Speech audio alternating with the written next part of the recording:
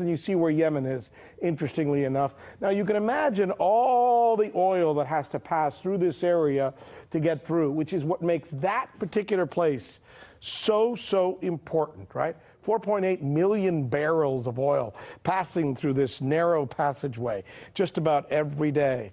And now we're told the real reason for the war in Yemen is a religious conflict between Shia Houthis and the Sunnis, or the Saudis, or some other part, when in actuality, it's all about the oil.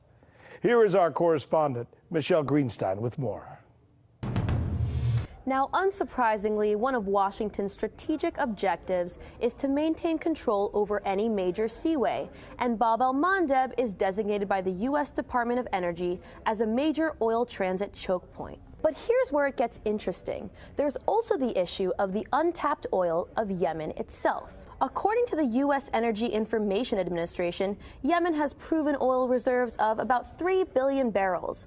A U.S. geological survey from 2002 assesses that when undiscovered potential is added to known reserves, the total petroleum resource endowment for Yemen rises to 9.8 billion barrels of oil equivalent. But the petroleum that Yemen sits on has yet to be fully explored.